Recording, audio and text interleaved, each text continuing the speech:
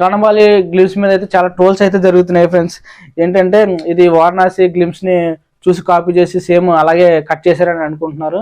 ఎందుకంటే కొంచెం చూడడానికి ఏంటంటే స్టార్టింగ్ ఫ్రమ్ ఇలాగా యానిమేషన్స్ తో వచ్చి లాస్ట్ మనోడు ఒక గుర్రం మీద సవార్ చేస్తూ వస్తుంటాడు కదా, సేమ్ అలాగే. కాకపోతే అంటే కొంచెం వారణాసి అనేది కొంచెం విజువల్ వండర్ గా ఉంటుంది. అది కూడా సేమ్ అలాగే యానిమేటెడ్ గా వస్తూ టైటిల్స్ అన్ని వస్తూ ఫైనల్ గా ఒక నంది మీద సవారీ చేస్తూ మహేష్ బాబు గారు వస్తారు. సేమ్ ఇది కూడా అలాగే ఒక యానిమేషన్స్ తో అలా టైటిల్స్ వస్తూ ఫైనల్ గా ఒక యూజర్ ఇంట్రడక్షన్ ఏంటంటే ఒక గుర్రం మీద సవారీ చేస్తూ వస్తారన్నమాట. సేమ్ రెండు సిమిలర్ గా అనిపిస్తుంటాయి కాబట్టి దీని మీద కొంచెం ట్రోల్స్ జరుగుతున్నాయి. అండ్ నెక్స్ట్ ఏంటంటే ఇంకా విజయ్ దేవరకొండ గారు కూడా కొంచెం ఈ మేస్ కట్ అవి కొంచెం సెట్ కాలేదు, కొంచెం ఫేషియల్ ఎక్స్ప్రెషన్స్ కూడా ఆర్టిఫిషియల్ గా ఉంది అన్నట్టుగా కొంచెం ట్రోల్స్ అయితే జరుగుతున్నాయి.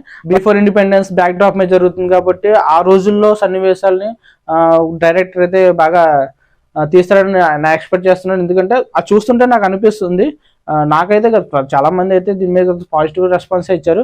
కొంతమంది అయితే గిట్టిన వాళ్ళు ఏంటంటే అలాంటి ట్రోల్స్ అయితే చేస్తుంటారు, అవన్నీ మనం పట్టించుకోకూడదు. అందట్టు ఈ సినిమాకి ఏంటంటే బాగా ప్లస్ పాయింట్ రష్మిక మందన్న గారు. ఆఫ్టర్ గీతా గోవిందం తర్వాత వీళ్ళిద్దరు కాంబినేషన్ మళ్ళీ రిపీట్ అవుతుంది. అందట్టు ఈ రష్మిక మందన్న గారు ఏంటంటే నేషనల్ క్రష్ గా ఉన్నారు కాబట్టి సినిమాకి అయితే చాలా ప్లస్ అయ్యే అవకాశం ఉంది. ఖచ్చితంగా ఈ సినిమా అయితే హిట్ అవుతుంది అనేది నాకైతే ఎక్స్పెక్ట్ చేస్తున్నాను నేను. ఈ సినిమా డైరెక్టర్ వచ్చేసి రాహుల్ గారు. ఇంతకుముందు టాక్సీ వాళ్ళు అయితే తీశారు, అది ఆశించినంతగా ఆడలేదు.